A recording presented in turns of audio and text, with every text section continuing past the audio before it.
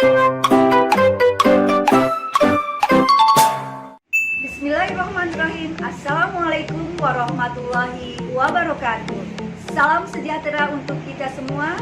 Selamat pagi, salam sehat, salam literasi.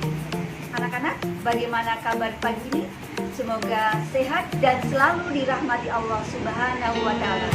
Anak-anak yang berbahagia, marilah sebelum kita mulai pembelajaran kali ini, kita berdoa menurut agama dan kepercayaannya masing-masing. Berdoa, disilakan. Berdoa selesai. Anak-anakku, pada pagi ini kita akan belajar bersama tentang teks berita. Apa itu teks berita? Mari kita belajar bersama-sama tentang teks berita. Pengertian teks berita. Berita adalah laporan atau informasi yang di dalamnya memuat kejadian atau peristiwa yang aktual dan faktual.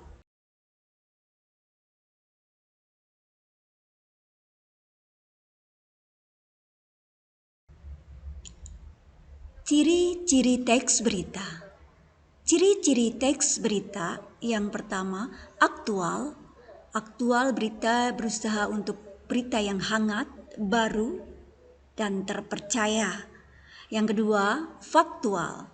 Faktual sesuai dengan keadaan yang sebenarnya dan sesuai dengan fakta yang sebenarnya. Fakta yang terjadi secara sebenarnya. Yang ketiga, unik atau menarik. Berita harus dibuat secara unik dan menarik. 4. Sistematis dan lengkap. Berita diusahakan dibuat secara sistematis dan lengkap sesuai dengan unsur-unsur berita dari 5W plus 1H. Yang kelima, ciri berita itu seimbang. Dan yang keenam, berita itu komunikatif.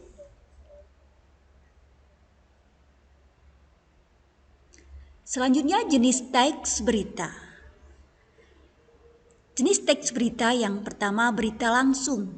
Berita langsung adalah laporan peristiwa yang ditulis secara singkat, padat, lugas, dan apa adanya. Ditulis dengan gaya memaparkan peristiwa dalam keadaan apa adanya tanpa ditambah dengan penjelasan, apalagi interpretasi. Yang kedua, berita mendalam. Berita mendalam adalah berita yang merupakan pengembangan dari berita yang sudah muncul dengan pendalaman hal-hal yang ada di bawah suatu permukaan.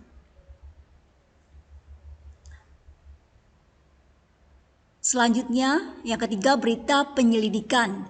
Berita penyelidikan adalah berita yang diperoleh dan dikembangkan berdasarkan penelitian atau penyelidikan dari berbagai sumber. Yang 4, berita interpretasi. Berita interpretasi adalah berita yang dikembangkan dengan komentar atau penilaian wartawan atau narasumber yang kompeten atas berita yang muncul sebelumnya, sehingga merupakan gabungan antara fakta dan interpretasi. Yang kelima, berita opini. Berita opini yaitu berita yang mengenal pendapat, pernyataan atau gagasan seseorang, biasanya pendapat para cendekiawan, sarjana, ahli, atau pejabat. Unsur-unsur berita. Yang pertama, what, apa. Yang kedua, who, siapa.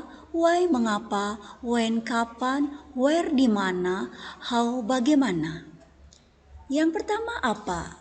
Apa peristiwa yang dibicarakan. Who, siapa. Siapa yang terlibat di dalam berita tersebut? Why, mengapa? Mengapa peristiwa itu bisa terjadi? When, kapan? Kapan berita itu terjadi? Where, di mana? Di mana tempat peristiwa itu, berita itu terjadi? Dan how, bagaimana? Bagaimana peristiwa berita itu terjadi ditulis secara lengkap dari awal sampai akhir. Selanjutnya, menyimpulkan isi berita. 1. Mendengarkan atau membaca teks berita dengan seksama. Yang kedua, mencatat pokok-pokok unsur suatu berita.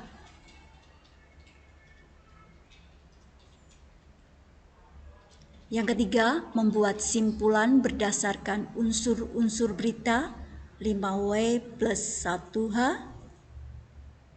4. Menyimpulkan isi berita dalam bentuk paragraf.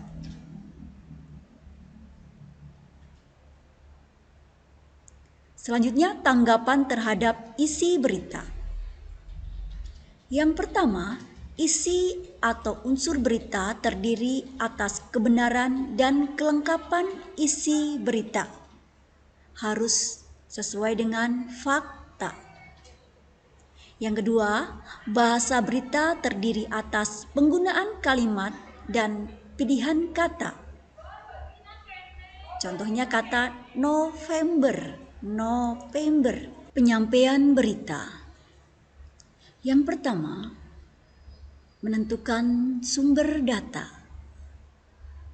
Sumber data harus kita tentukan terlebih dahulu. Yang kedua, mendatangi narasumber berita. Narasumber harus kita hubungi terlebih dahulu. Yang ketiga, mencari fakta-fakta. Yang keempat, mengembangkan catatan dari fakta-fakta yang kita dapat tersebut.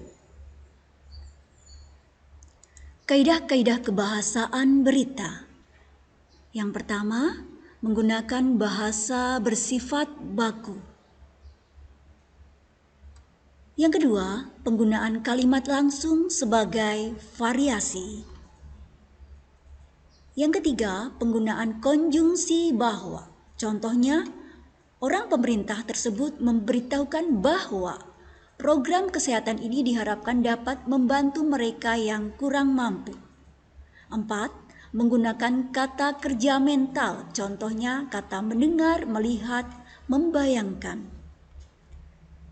5. Penggunaan fungsi kata, keterangan tempat, dan keterangan waktu.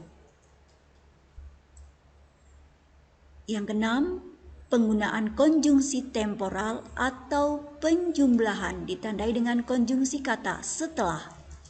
Struktur berita. Yang pertama, kepala berita atau yang sering disebut teras berita, tubuh berita atau body. Yang ketiga, ekor berita.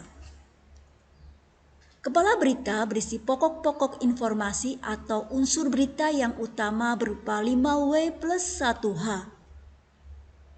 Tubuh berita berisi penjelasan rincian lanjutan dari 5W plus 1H. Tubuh berita juga merupakan inti dari seluruh informasi yang dibagi dalam teks berita tersebut. Selanjutnya yang terakhir, ekor berita. Ekor berita berarti penutup. Bagian ini berisi informasi yang kurang penting, tetapi tetap relevan untuk dihadirkan. Anak-anak, materi teks laporan berita. Materi teks laporan berita dapat kalian pelajari, kalian buka di buku paket halaman 1 sampai dengan halaman 26. Bagi anak-anakku yang kurang jelas, kurang paham, bisa cek via WhatsApp atau Google Classroom. Anak-anakku, marilah kita tutup pelajaran ini dengan berdoa menurut agama dan kepercayaan masing-masing. Berdoa disilakan. Berdoa selesai. Bahasa Indonesia. Aku bangga menjadi anak Indonesia. Aku bangga berbahasa Indonesia. Anak-anak, semoga tetap sehat, jaga kesehatan. Salam sehat, salam literasi. Wassalamualaikum warahmatullahi wabarakatuh.